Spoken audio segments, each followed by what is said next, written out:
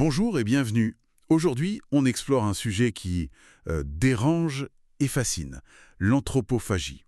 On va s'appuyer sur des extraits de Histoire du cannibalisme de Roland Villeneuve. Oui, C'est un auteur connu pour son exploration très érudite du macabre. Et là, il nous guide à travers les complexités de cette pratique. tout à fait. Alors attention, hein, certaines idées reçues pourraient être bousculées. Oui, et l'approche de Villeneuve est intéressante, je trouve. Il réduit pas le cannibalisme à une simple sauvagerie, quoi. Non, c'est ça. Il le présente vraiment comme un phénomène avec des motivations très variées, alimentaires bien sûr, mais aussi guerrières, religieuses, parfois même pathologiques. D'accord. Son travail, en fait, c'est une compilation de plein de récits d'explorateurs, d'anthropologues, et il propose une classification qui fait encore référence aujourd'hui. Hmm. Notre but ici, c'est de comprendre cette complexité, telle qu'elle est présentée dans les sources, sans porter de jugement évidemment. Oui, bien sûr. Alors, commençons par ce qui semble le plus évident peut-être, hein. Le cannibalisme de nécessité, famine, naufrage. Voilà. Les sources qu'on a évoquent des situations vraiment extrêmes. Il y a Darwin qui a rapporté que les Fugégiens, c'est un peuple autochtone tout au sud de l'Amérique, Oui. mangeaient les vieilles femmes en 417. Bon, c'est un témoignage controversé, faut le dire. Oui, j'ai contesté.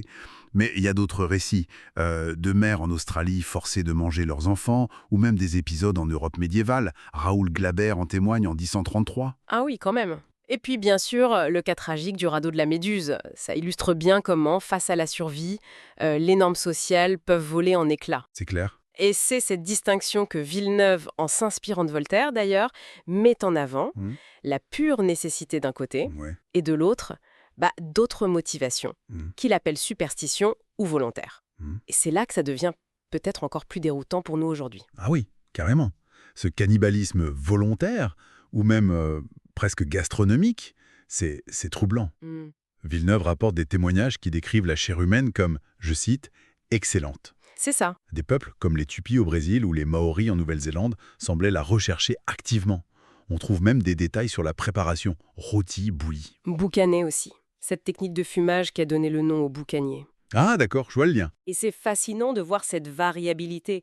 Par exemple, certains peuples des îles Salomon la mangeaient crue, en trempant des bananes dans la cervelle. Hmm, Les préférences variaient aussi, les yeux pour certains guerriers aux marquises ou les fesses pour les prêtres ailleurs. incroyable. Ça montre à quel point c'était intégré à certaines cultures bien au-delà de la simple survie, quoi. Oui, on sort complètement de la nécessité là. Et alors, il y a aussi la dimension guerrière et rituelle. Manger son ennemi vaincu. Oui, un aspect très important. Ça pouvait être le déshonneur suprême pour lui, mais aussi une manière symbolique d'absorber sa force, sa vertu, comme le disent les sources. Exactement. La chasse aux têtes, par exemple, qu'on trouvait à Bornéo ou Philippines, ça relevait de logiques complexes. La vengeance, un rite de passage pour les jeunes guerriers, ou l'acquisition d'un pouvoir magique via le crâne. On croyait que l'âme y résidait. Et l'exemple le plus connu, c'est sans doute les Jivaros d'Amazonie, avec leur tête réduite, les Tsanza. Ah oui, les tsanza, tout à fait. La préparation était tout un rituel très sophistiqué pour neutraliser l'esprit vengeur de la victime. D'accord. Bon, même si cette dimension rituelle était centrale au début, cette pratique a malheureusement aussi fini par générer un commerce un peu morbide avec l'Occident. Ah oui, oui, les collectionneurs étaient friands de ces têtes. Ça montre comment des significations profondes peuvent être dévoyées, quoi. C'est fou. Villeneuve se penche aussi sur le crime rituel, c'est ça?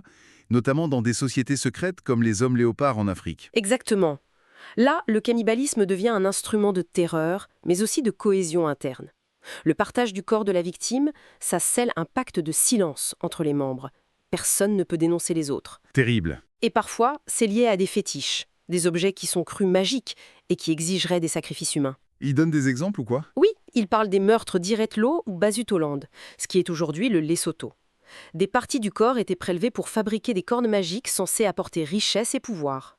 C'est un mélange assez complexe de croyances et de criminalité. D'accord. Et Villeneuve rappelle aussi, et c'est important, que les accusations de crimes rituels, par exemple, contre les Juifs au Moyen-Âge, étaient très souvent infondées. Il cite même des bulles papales qui les défendaient contre ces accusations. C'est bon à rappeler. Et enfin, il y a une dernière catégorie. Le cannibalisme pathologique. Oui, lié à des troubles mentaux, des perversions ou même des croyances médicales un peu étranges. Comme quoi, par exemple? Pline l'Ancien, dans la Rome antique, décrivait déjà des épileptiques qui buvaient le sang des gladiateurs tués dans l'arène, pensant que c'était un remède. Ah oui, Et plus proche de nous, il y a un cas rapporté en 1910 en Espagne. Un rebouteux, une sorte de guérisseur traditionnel, aurait prescrit à un tuberculeux de boire le sang d'un enfant. mon Dieu. Oui, c'est un autre registre, mais ça fait partie du spectre que Villeneuve explore. Et la littérature, bien sûr, s'est emparée de tout ça. ah oui, énormément. De Flaubert à Sade, en passant par Voltaire ou Mirbeau, ça oscille entre l'horreur, la fascination, parfois même un humour très noir. Hmm, Finalement, ce que cette exploration à travers l'œuvre de Villeneuve montre bien, c'est que le cannibalisme, ce n'est pas du tout un bloc monolithique primitif. Non, c'est clair. C'est un spectre de pratiques avec des origines très diverses. La survie, la guerre, le rituel, le pouvoir, la folie, et même, pour certains, apparemment le goût. Exactement. Et son travail, un peu comme Montaigne l'avait fait bien avant lui, ça nous invite à questionner notre propre définition de la barbarie. Hmm. Tout à fait. Ça nous force à regarder au-delà de l'horreur immédiate pour réfléchir à la nature humaine, aux croyances, aux contextes extrêmes. Oui, ça interroge notre propre société aussi finalement. Justement, pour conclure, peut-être une pensée issue de ces lectures. Si dévorer physiquement son semblable nous apparaît comme l'interdit suprême, qu'est-ce que ça dit des manières plus symboliques, mais peut-être tout aussi réelles, dont les humains se consomment les uns les autres dans nos sociétés actuelles? C'est une excellente question pour terminer. Voilà, matière à réflexion. Merci de nous avoir accompagnés dans cette exploration intense. Merci à vous.